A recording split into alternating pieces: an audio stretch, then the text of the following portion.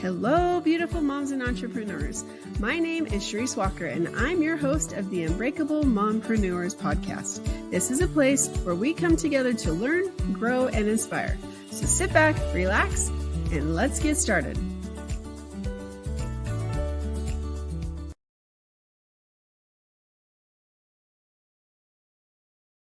Hello, Unbreakable Mompreneurs. Welcome back to another episode. My name is Charisse Walker, your host, and today I'm here with Dr. Brandy Cummings. If you have some health issues, if you're stressed, if you get sleep at night and you wake up still tired, then there's something else that could be going on, and we're going to address that today. So, Brandy, without further ado, would you introduce yourself to our audience?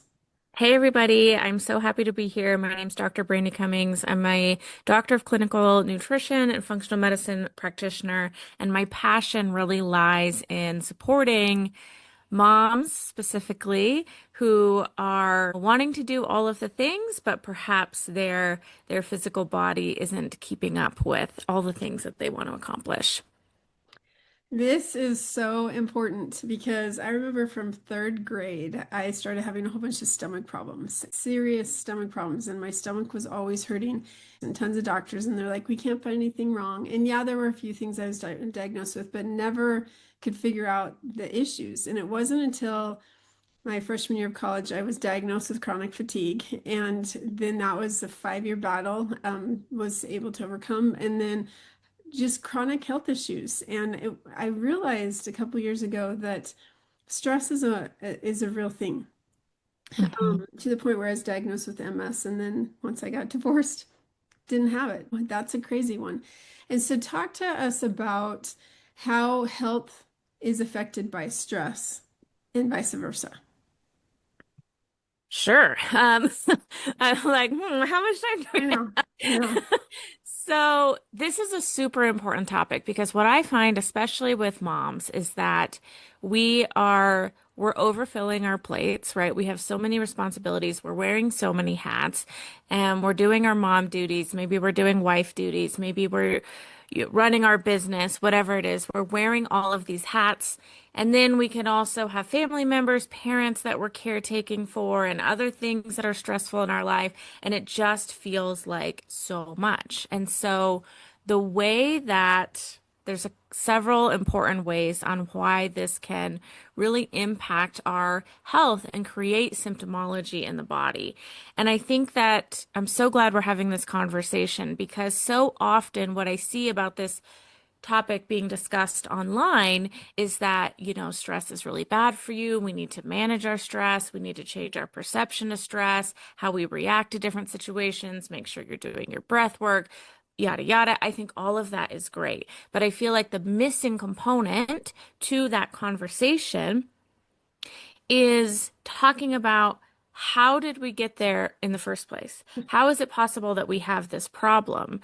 And so what I really like to dig in with my clients and talk about where is this coming from? Because what I find a lot of times is that the moms who are burnt out, who have way too much on their plate, who are super overwhelmed, oftentimes there was a significant emotional event or a series of, so some people refer to this as like a capital T trauma and then lowercase t trauma. It doesn't really matter. It could be a big significant emotional event, or it could be what I call emotional concussions, several of them over the course of our life. And what can happen is that then we have this part of us that is born that is more of this busy part, this controlling part, this overprotective part who's coming in trying to protect us, trying to create structure. Maybe there was a period in our life where we didn't feel safe or we didn't have that sense of structure. So we have this part of us that is born that's trying to create these results that we want in our external environment. If I just work harder, faster, better, stronger, longer at my business, or if I just work harder to be this type of mom or whatever it is, we end up in a state of burnout. And so I find that the real key, yes, focusing on breath work and journaling and meditation and all of the things we normally hear online to manage our stress, all of that is wonderful. But what I really find is the key is instead of trying to control and change your external environment to make you feel better inside, we need to do it the other way around. We need to have that internal self-love, that internal validation, maybe integrating these parts of us that could be conflicted so that then our external environment will match what's happening inside. And so it's like it's a real perception shift of switching the way we go about addressing this. You know, it's so interesting because I was actually having a conversation with one of my team members, and we were talking about how when you're in this type of a group of people, like you're comfortable in this group because that's who you are. But once you push yourself out, now you're not very comfortable anymore and it creates this stuff. But maybe you need to be in this group. Like, I'm not being very specific and on purpose, but it's just interesting that you tend to put yourself where you feel like you belong, and it actually Mhm. could be so far from the truth, and it's creating this turmoil inside of you because maybe you know you shouldn't be in that group, but yet that's where you feel like you're comfortable and that you fit in, and it's just like, no, you could go over here, and that's where it creates drama. It creates things that you don't necessarily need to have. A perfect example, I have someone very close to me. I don't want to call this person out, but they tend to want to like they constantly they'll say that they're healthy, but they're constantly saying that they have these issues. Oh, I have this. And so one time when they had this, they went to the hospital via ambulance. They called 911, they took him, and it was not a big deal, right? Well, this next time they called just this week, they had the same issue that they were taken to the ambulance, but now I just take me to the store. I need to go to the store, you know? Mm, And so it's all of a sudden they're calling all the time and they're just working themselves up. And what we realized is where they're staying, somebody asked them to do something. So now they have to be accountable. And that freaks them out. And so they're trying to create, I got to get out of here. I got to get out of here, type thing. And it's like, let's deal with this issue. Why do you have such anxiety when somebody asks you to do something and commit to something, you know? yeah. So how do you help people, or what is your advice for people who they feel the trauma, they feel the emotion, or not the trauma, but they feel the health issues wherever it's manifesting? How do you help them identify what is the issue? And let's work through that. Yeah. Well, I think the first step is really an awareness of what's happening and what the real problem is. Because, like what you were talking about with the story that you just shared, so often somebody, let's just say for an example, somebody will come to me and they'll say, I'm super bloated all the time and I have all these stomach issues and I need like this specific diet or this specific nutrition plan. And the more questions I ask and the more we dig deeper, oftentimes those symptoms are such a downstream effect of what the real problem is. And so in the functional medicine space, there's a lot of conversation about making sure we're finding the root cause. And I think that that's great. And so a lot of times people will do, I'm just going with this gut health stomach example, but let's say, for example, people will do a stool test to look at their microbiome, or maybe they'll do a SIBO test, or maybe they'll test for mold, right? Or whatever it is, they'll do all of this really expensive testing, thinking that they're getting closer to uncovering what the root cause of these symptoms are. From my perspective and in my opinion, all of those tests, which I use in my practice, I have no problem with those tests. They give us super valuable information. But if that's where the conversation stops, all of those things are on the physical plane. And what I often find is that there's so much more happening further upstream, more on a cellular and even subcellular level, like more in the quantum field, which is a whole nother conversation. But there's much more happening under the hood. And that's what I want to figure out. I want to figure out what is actually driving these symptoms. When thinking about stomach issues, oftentimes that can be correlated to there can be some like undigested anger or, these trapped negative emotions that are unresolved in the body. And so the first step, I feel is we have to do some digging. I have a lot of questions that I'm asking.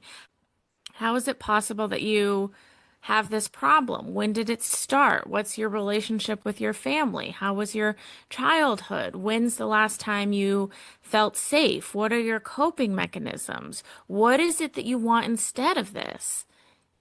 And I just keep asking questions and I keep digging so that we can uncover what the actual root cause of this problem is. Because I was actually sitting down with my health coach not too long ago. We have a health coach on our team, and we were looking at all of our past clients, and we realized that over 90% of them have seen other functional medicine practitioners before they came to us. And I was like, man, that kind of sucks, like as an industry, right? Like what's happening? Why aren't we as an industry, as functional medicine practitioners, why aren't we nailing this the first time?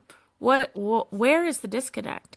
And I really feel like it's this. We're not looking far enough upstream and we're not taking into consideration the emotional, spiritual, energetic health of the person and not having an understanding of how those things connect to physical symptoms. So that's the first step is we dive in and we look way upstream and figure out what is it? Is it unresolved anger? Is it sadness? Is it fear, hurt, shame, guilt? Do you have a limiting belief in your life that maybe wasn't even yours to begin with? Like thinking about entrepreneurs, how many of us grew up with the beliefs installed in us that money doesn't grow on trees and that money's the root of all evil or whatever it is. Those are all limiting beliefs that can be holding us back from the results that we want in the physical plane. So if we have those limiting beliefs, those need to be cleared out. Is it conflict that we have with other people in our family that is not resolved? And so once we figure out what that is, then it's like doing a jigsaw puzzle and all of a sudden all the pieces are face up and the corners and the edges are together and then things just start clicking into place. I love everything you said, but something that resonated where you said, do we have undigested anger or undigested? Because it's very interesting when you don't solve the issues. When one of my daughters, she was a freshman in college, and I get this call, a frantic call, that she's in such severe pain, like her stomach is killing her. We take her to the hospital. They can't figure it out. We take her to a gastroenterologist. They say she's fine. She's tested for celiac, but she's like, when I eat carbohydrates or wheat, I get super sick. And so for 5 years, she went on gluten-free to the point where she made people who would make a sandwich change their gloves. She was, in my opinion, extreme for not being diagnosed with celiac. But she believed if something touched, it was cross-contaminated. And like if a crouton was on the top of the salad, the whole salad was contaminated. And I'm not joking about this. So she goes to Europe for 6 weeks or 7 weeks, does a study abroad, and she eats all the food she wants because wheat's different there, so she can eat it. And which is true. It's way healthier in Europe. But then she comes back here and she can eat all the food again. I'm not discounting because I do believe she had like full-on physical issues, but it's very interesting that all of a sudden 7 weeks in Europe and she's now healed, but she's a different person too. She's calmer, she's relaxed because she's a high stress. And so it's interesting. Do you see that with people that if they can calm themselves down, that sometimes the health issues are not as extreme? Oh, 100%, especially if for some reason if the body doesn't feel safe on a cellular level. And it could not feel safe because of a past trauma that happened. It could not feel safe because of a very stressful job that they're in, because of toxic people that are in their life, or an abusive relationship, or they could not feel safe even if they just have high exposure to a lot of toxins and toxicants in their immediate environment. If there's some type of irritant to the cell, whether it's a stress, an injury, a toxin, whatever it is, if there's some type of irritant to the cell, the mitochondria in the cell undergo what's called the cell danger response, which is this healing process of our mitochondria. It's like a three-step process, and the cells have to go through each step and in the right order. And what can happen is we can get stuck in the cell danger response. The cell danger response in and of itself is a beautiful physiological response. It's how we heal. but we can get stuck for various reasons. One of the biggest reasons is if we don't feel safe. If our nervous system is dysregulated for whatever reason that may be, the cell danger response will not close that loop and get back to a state of healing and health and homeostasis. And so, which is why I think part of the reason why I've got all of these clients who have seen other functional medicine practitioners before, because they're missing this stuff. And this is when people start looping. This is when they say they've tried all the things, they've done all the tests, they're just spinning their wheels, they're just looping, or maybe they're yo-yoing, right? Maybe they like want to lose weight and then they fall off the wagon, or and then get back on track, or whatever dialogue it is that they use to explain. But then we could see more self-sabotage behaviors come in, and we see this big back and forth that can happen with people. And there's a whole reason why, which we could get into if you want. But essentially, if we're not supporting the nervous system, if we're not sending messages of safety, if we're not clearing out whatever it is that's causing this cellular sense of danger, then the body doesn't close that loop. And so when that does happen, it's amazing how fast people can make incredible progress that they have been trying so hard. Again, it goes back to like, if I could just work harder, faster, better, stronger, I'll just do this, I'll just do this, and then this, like, surely something's going to pop, like, and we just keep grinding. And I just feel like that's a really backwards way to do it. Wow, you are so rare. in this, like there's this one guy that came on and he does this woo-woo stuff that he wrote a book about it, but he said he healed his wife from celiac or gluten intolerance in about an hour because he talks about how it's an addiction. It becomes an addiction in us because we want to label ourselves, or we want most people put a label to us, or and so we end up doing that, or self-fulfilling prophecy. And if you can get rid of that label and you use the word close that loop and figure out something else, it can change. So I love that you talk about the cellular level because it's science. And yes, there's other things, but that's amazing. I want to switch gears for a second because we talked about also feeling tired and not feeling like when we wake up, feeling refreshed, or we're always feeling exhausted. How do you help that? So it starts the same way. I want to figure out why. Why is it? Is it because there's something on the physical plane happening? Is it because maybe our mitochondria, which are the powerhouses of the cell, right? We all learned that in like ninth grade biology. Is it because they're not producing enough ATP, which is our cellular energy? Is it because we are not sleeping well? Or is it because we have so much on our plate and we're so overwhelmed and our bodies are just so burnt out? Is it because our hormones are out of balance? Is our cortisol too high? Is our blood sugar? So the first step is I want to figure out why, because I don't want to waste time or money. You just like guessing or throwing spaghetti at the wall and seeing what sticks. And so when I'm working with clients, I want to figure out why that is. And oftentimes, like I mentioned, we're so tired because we have this response to past things that have happened in our life that make us feel like we have to be busy. And if we're busy, that makes us feel productive, even if we're not actually doing the things that are going to move the needle in our business goals, in our health goals, in our relationship goals, whatever it is. As long as we're busy, we feel like we're being productive. And so that's the first step, is figuring out why. Why are we so tired? And then it's like, again, it's like everything clicks together from there. But outside of that, if we don't know exactly why that is, there's several things that we can do, I feel like, in the interim that can help to support that mitochondria, get more ATP, get those cellular processes cranking more efficiently and effectively, that help us have more energy.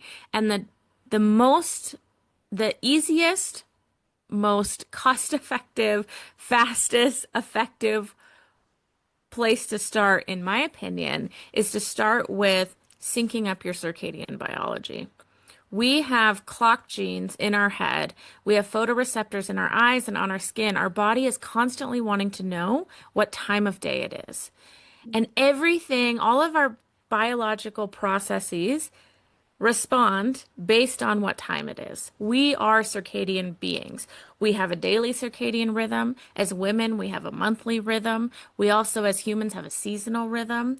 And so, when our circadian biology is out of balance, we can feel really fatigued. Our hormones can be out of balance. We can gain weight unexpectedly and have it be harder to come off. Our moods are dysregulated. And so also we lose resilience. So I feel like there's a huge increase in people being so sensitive right now. Sensitive to food, sensitive to their environment, sensitive to EMF, sensitive to mold, sensitive to supplements, sensitive to all these things. It's because we lose our resilience when our circadian biology is not synced up because this is just a brief, like 30-second science lesson. In our mitochondria that we've talked about, there's a process called the electron transport chain. At the end of the electron transport chain is where we make ATP, that cellular energy. It's also where we make exclusion zone water. And everybody likes to give all the attention to the ATP, and that's amazing. And they just kind of forget about this water like it's some byproduct.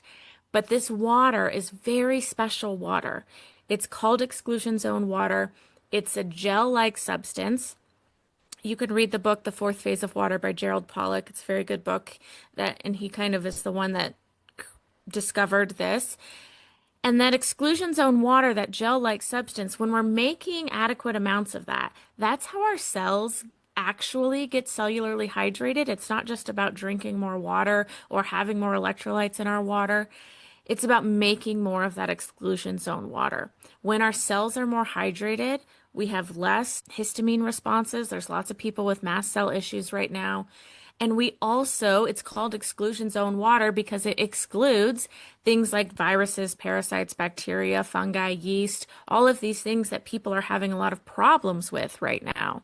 And so by starting with focusing on your circadian biology, there's so many downstream benefits from it, including more energy. So first steps on how to do this. I think about the timing, position, and type of light that we are exposed to. So timing would be getting outside during the sunrise and again around midday and again around the sunset. Sunrise and sunset is going to be high concentration of infrared light. And again, those photoreceptors on our eyes and in our skin are going to absorb that light, know what time it is, and that infrared light is going to help our mitochondria produce more exclusion zone water, amongst many other benefits as well. Position of light.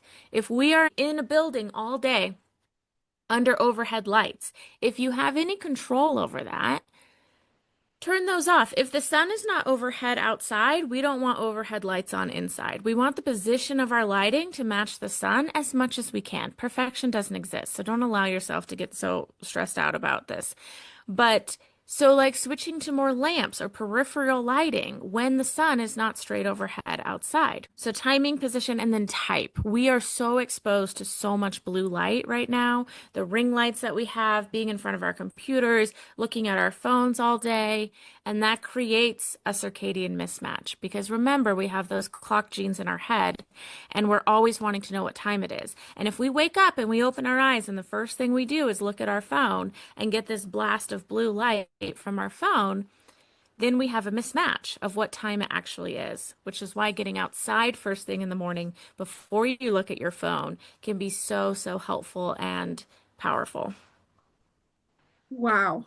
I didn't even know about this water and stuff. Now I have to learn more about that stuff because it's so interesting because I used to be so sick and unhealthy. And a year ago or a year and a half ago, I decided I was going to run this marathon. And so in the morning, I would roll out of bed and I'm like, I made a commitment. I got to do this. And so I'd go run or walk. There's a story behind that. Um, but I felt so good. And all Yeah. these health issues in my hips that are always bothering me, I felt great. I'm like, this doesn't make sense. I'm running on my hips. I'm supposed to have hip replacements. And so, yeah, I don't feel as sick as I used to. And so Yeah. it's interesting that I've started going to bed at a reasonable hour instead of 2 or 3 or 4 in the morning and getting up at 7. So I'm getting more sleep and I had to drink more water. And it's like, it's amazing when you do what you're supposed to do, Yeah. make that an important part of your life, that the other things that you do are like, oh, I have more energy. So Right. it's amazing, all these things that you're telling us. I'm sure there's so much more we could talk about, but we're out of time. So, um, I want to switch gears real quick. I want you to think about the first time that you were a mom, and you're sitting on a park bench, and now whatever age your kids are, what is one piece of advice that you would give a new mom who, first time mom, she comes and sits down on the park bench next to you, and she's 9 months pregnant, has her whole life for this child to look forward to. Knowing what you know now, and especially working with your get or with your clients and things and patients, what advice would you give her?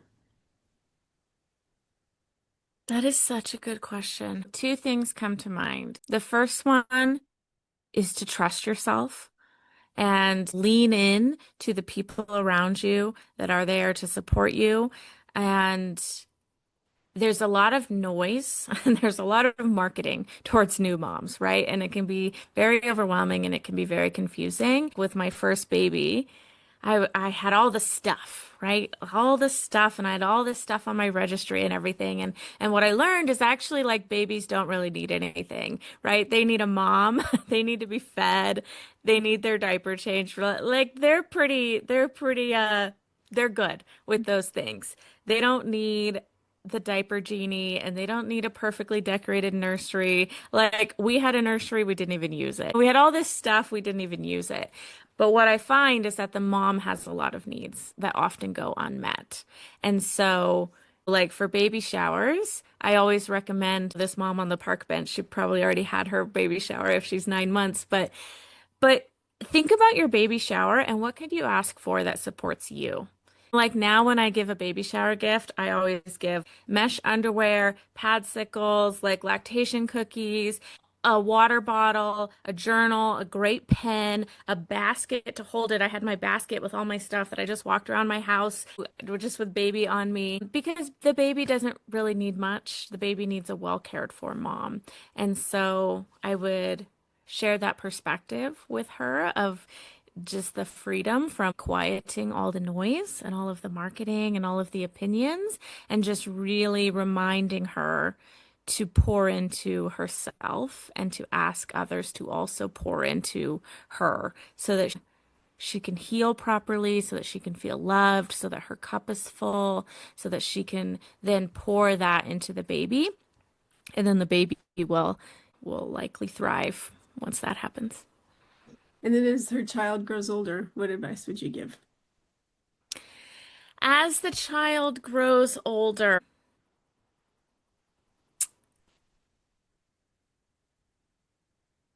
you know, something that I wish that was told to me as the children were growing up. I mean, my kids are still young. They're 7 and 2, almost 3, but you're doing a great job because we're so in our heads and we're so with all the social media and there's so much, I think we have so much information at our fingertips now, right? And it's amazing and it can also there's this feeling of like, am I doing enough? Even thinking about what we were talking about with like trauma and like toxins and things like that, it's like, oh, okay, those can get passed down to baby. The trauma can get passed down epigenetically to baby. Like, oh no, what did I do? Is my baby okay? Am I doing enough? Is this whatever I choose for their education? Is that good enough? Is that the right spot for them? I fed them a frozen waffle for breakfast. Like, am I doing enough? And it's just like the fact that you're even worried about that says to me you're doing such a good job. And to give yourself credit for caring enough, and you're doing such a good job. That's good advice. And it really is. Because you're doing, and I always say, because my kids, some of them are grown now, and it's, you're doing the best you can with what you have. I like that you said if you're asking that, then you are. You do care and you're doing what you're supposed to. So thank you for that. Well, Yeah. if our listeners wanted to find out more, because obviously you have Such good information that I really feel like could help so many women heal from whatever they're doing and be able to be healthier, obviously. How would they find you? My website is resilientmotherhood.health, and that's also my Instagram handle, which is where I'm most active. All right. Well, Dr. Brandy, thank you so much for being on. Thank you so much. It was a pleasure chatting with you. And moms and unbreakable mompreneurs, I hope that if you're one of those that you're like, I'm so tired, or I just don't feel good, or I'm tired of this pain, wherever it might be, and it's a chronic pain, then there's probably a bigger root of the problem that needs to be solved. So please reach out. 100%. Speaking from someone who's dealt with chronic pain her whole life, there's reasons, and if you can figure out what those reasons are, then you can heal. So go out and make it a great day. Beautiful moms, remember, you are unbreakable. Keep illuminating the world with your strength, pursuing your dreams, and reveling in the splendor of motherhood. This is Charisse Walker, bidding you farewell for now.